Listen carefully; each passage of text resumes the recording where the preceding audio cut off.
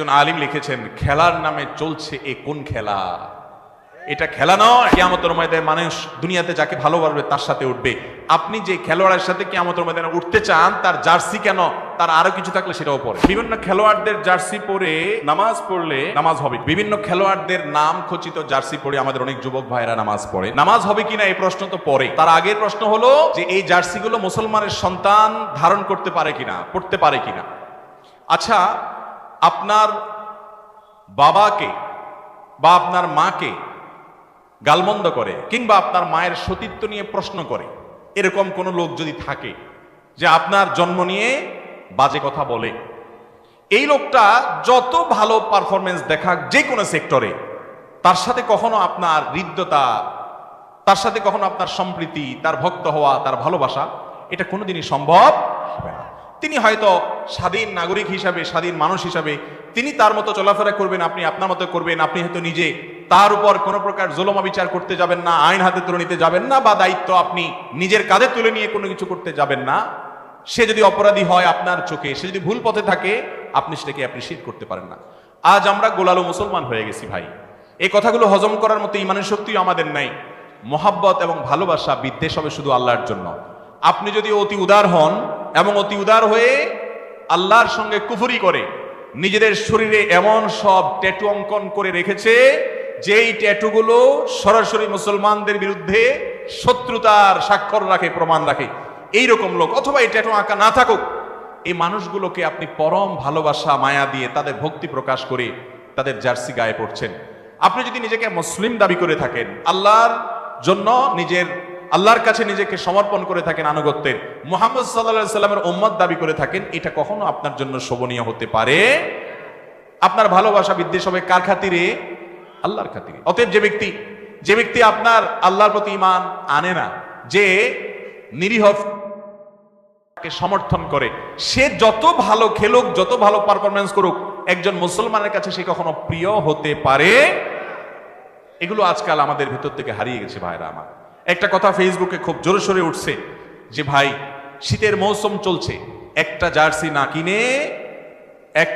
না কিনে, কোনো খেলোয়াড়ের নাম ঘোষিত জার্সি না কিনে একটা গরিব বাচ্চাকে শীতের এক জোড়া মোজা কিনে দেন, এটা আপনার জন্য সার্থকতা হবে। ওই জার্সি পরে যে স্বাদ তো পাচ্ছেন, আপনি ভালোবাসেন একটা লোককে, তার জার্সি পরছেন, এই ভালোবাসার কারণে যে তৃপ্তি পাচ্ছেন, আমি আল্লাহর শপথ করে বলছি, একটা গরিব ফ্যামিলি বস্তিতে আপনার আশেপাশে কোনো বাচ্চা শীতের মধ্যে হাঁটছে, পায়ে মোজা নাই, এক জোড়া মোজা কিনে নিয়ে ওরে পরায় দেন, ওর মা বাবার কাছে দিয়ে দেন, আল্লাহর কসম আপনার তৃপ্তি, আপনার ভালো লাগাটা ওই জার্সি পরার চেয়ে অনেক বেশি হবে। এসব কথা বললে আজকাল অনেকে বলে, তাহলে আপনারা এই মাইকে ওয়াজ বন্ধ করে খালি গলায় করেন, এই টাকাটা মানুষকে দান করেন। আপনারা লাইট দুইটা বন্ধ করে একটা দিয়ে টিম আলোর মধ্যে কথা বলেন। আপনি ভালো খানা খায়েন না, মাছ বাদ দিয়ে আপনি সবজি দিয়ে খান, খায় দান করেন। ভাই, নিজের জন্য খরচ করা প্রয়োজন অনুযায়ী শরীয়তে জায়েজ না জায়েজ? আমার শরীরের জন্য, আমার চোখের জন্য যা দরকার সেটা আমি খরচ করতে পারি, আল্লাহ তাআলা সে অনুমতি দিয়েছেন এবং এটা যৌক্তিক। কিন্তু ভিনদেশি মানুষের পতাকা দিয়ে আমার দেশ ছেয়ে যাবে, যে দেশে এখনো শীতে, কনকনে শীতে, শহরে, গ্রামে, রাস্তার আশেপাশে, ফুটপাতে মানুষ শুয়ে থাকে, এটা কোনো বিবেকবান সমাজে হতে পারে? বাড়ির পুরো কালার পছন্দের দলের পতাকা দিয়ে উনি রং করেছেন, অথচ এই সমাজে বহু মানুষ একটুখানি মাথা গোজার ঠায়ের অভাবে ফুটপাতে শুয়ে কনকনে শীতের মধ্যে কাঁপছে। ঠিক না বেঠিক? আপনি আপনার দেশের জন্য, আপনি আপনার সমাজের জন্য, আপনার নিজের জন্য কিছু করতেন, তাও ভালো কথা।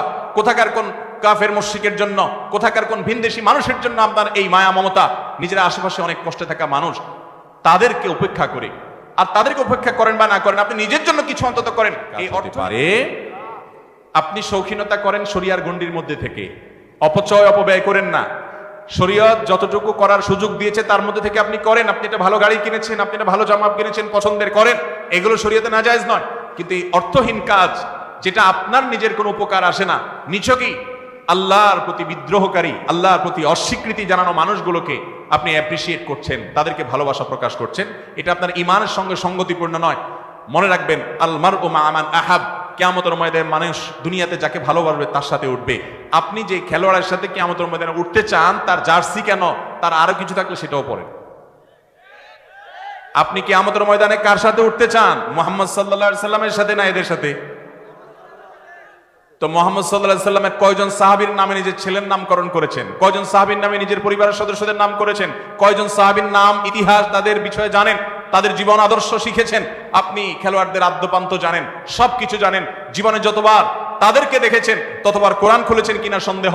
কিয়ামতের ময়দানে এদের সাথে যদি আপনার হাসর হয়, এদের সাথে যদি আপনি উঠেন, তাহলে পরিস্থিতি কি হবে? যে আল্লাহর প্রতি ঈমান আনয়ন করে না। আল্লাহ তাআলা আমাদেরকে বুঝার তৌফিক দান করুন। ভাইরা আমার, এই জন্য একজন আলিম লিখেছেন, খেলার নামে চলছে এ কোন খেলা? এটা খেলা নয় ভাইরা আমার। এই সমস্ত বিশ্ব জামাল দিন শেষে তাদের মিলিয়ন বিলিয়ন ট্রিলিয়ন বিজনেস হবে। খেলোয়াড় জিতলেও টাকা পাবে, হারলেও টাকা পাবে। আপনি জিতার পরে চিল্লা উঠলেন, কিছুই পান নাই, কাইন্দা দিলেন, তাও আপনার আসলে কোনো ক্ষতি হয় নাই। কাইন্দা নিজে কষ্ট পাইছেন, খেলোয়াড় ঠিকই কিছু না কিছু পয়সা পাইছে। স্পন্সর করা কোম্পানিগুলোর বিজনেস হয়েছে এবং সবার বিজনেস হয়েছে। এটারে বলে কলুর বলদ। এটারে বলে কি ভাই? কলুর বলদের গল্প শুনছেন আপনারা? কলু হলো এক ব্যক্তির নাম, তার একটা বলদ আছে। এই বলদ এটারে দিয়ে ঘানি টানে, ঘানি ফেলে ওকে তাড়া দিলে ও মনে করে যে আমি এই গোয়ালঘর থেকে বের হয়ে মুক্ত ময়দানে গিয়ে স্বাধীন হয়ে যাচ্ছি আমি বোধহয়। এই জন্য সে দৌড়াইতে থাকে, ওই স্বপ্ন দেখে সে দৌড়াইতে থাকে। আর যে কলু বলদের মালিক, সে তারে পিটাইতে থাকে আর হইট হইট করে। সে মনে করে আমি যাচ্ছি, কত মাইল যেন চলে গেছে। এই ফাঁকে তারে দিয়া তাড়ায়া তাড়ায়া তাড়ায়া তাড়ায়া কলু কি করে, ওই যে ঘানিতে যে আপনার সরিষাগুলো দিছে, সরিষা থেকে তেল হচ্ছে, ফোটায় ফোটায় তেল পড়তেছে আর তার পয়সা হচ্ছে। এই বলদের কাজ করানো শেষ, ঘানির সকল সরিষা ভাঙা শেষ। দিন শেষে দেখা যায় অনেকগুলো তেল হয়, বিক্রি করে কলু মিয়া পয়সা পকেটে নিয়ে হাসতে হাসতে বাড়ি চলে যায়। আর বলদের চোখটা খুলে দিলে বলদ দেখে, কই যে জায়গায় ছিলাম ওখানে তো দাঁড়ায় আছে। যারা মোবাইলে গেমস খেলেন, হ্যাঁ আজকাল অনেক গেমস বাইরে হয়েছে না, আপনি খেলতেছেন খেলতেছেন খেলতেছেন, ওই অ্যাপ আলা বসে বসে টাকা পাচ্ছে, আপনি এঙ্গেজ হচ্ছেন, সে টাকা পাচ্ছে। আপনি খেলা দেখে চিল্লা উঠছেন, ওই বিশ্ব বাণিজ্যের মোড়লদের তাদের বিজনেস হচ্ছে দিন শেষে crore crore billion billion trillion trillion টাকার বিজনেস হচ্ছে। আর আপনি লাভ হচ্ছেন হুদাই, নিজের খায়া যায় চিল্লালেন, আবার বাসায় আসলেন, কি লাভ হলো? আপনি নিজে একটু দৌড়াদৌড়ি করে খেলান, জুয়া এবং হারাম বিষয় ছাড়া নিজের শারীরিক কসরতের জন্য ফুটবল খেলেন, সতর ঢেকে সুন্দর করে শরিয়া মেনে আপনার শরীরের ব্যায়াম হবে। আপনার উদ্দেশ্য যদি ভালো হয়, সওয়াবও হতে পারে, এটা আপনার জন্য জায়েজ। আপনি ওই দোকানে বসে বসে ভূতের মতো তাকায় রইছেন, গোল দিল আর চিল্লা উঠলেন। কি জন্য চিল্লা উঠলেন? দুনিয়াতে 10 জন না খাওয়া মানুষ খানা পেয়ে গেছে সেজন্য? 10 জন কষ্টে থাকা মানুষের কষ্ট দূর হয়েছে সেজন্য? কেন চিৎকার করছে আপনি নিজেও জানেন না। আল্লাহ তাআলা আমাদের বিবেকগুলো যেন জাগ্রত হয় সেই তৌফিক দান করুন। এভাবে মুসলমানদের ইমানি চেতনা আস্তে আস্তে ভোতা করে দেওয়া হয়। ইমানি চেতনা হারিয়ে যা ভাইয়েরা আমার, ভেদাভেদ আমাদের হিতাহিত জ্ঞান আর থাকে না। আল্লাহ আমাদেরকে বুঝার তৌফিক দান করুন। কিয়ামতের আগে ভাই অনেক ফিতনা আসবে দুনিয়াতে। ফিতনার কি দেখেছি আমরা? আমাদের সন্তানরা, পরের জেনারেশন আরো ভয়াবহ ফিতনার মুখোমুখি হবে। এইসব কথা এখন আর চলে না মার্কেটে। আমি যে কথাগুলো বলছি, এই কথাগুলো আমাদের যুবকদের কাছে অপ্রিয়। বলে কি মৌলবী, খেলা দেখবো, বিনোদন করবো, সেখানেও ফতোয়াবাজি। মুসলমানের জীবনে আল্লাহর নির্দেশের বাইরে কোনো কিছু যেতে পারে। আপনি মুসলিম মানে নিজেকে পরিপূর্ণ সমর্পণ করেছেন, অতএব এর বাইরে কিছুই যাবে না। আল্লাহ আমাদের সবাইকে আল্লাহর আনুগত্য পরিপূর্ণভাবে করার তৌফিক দান করুন।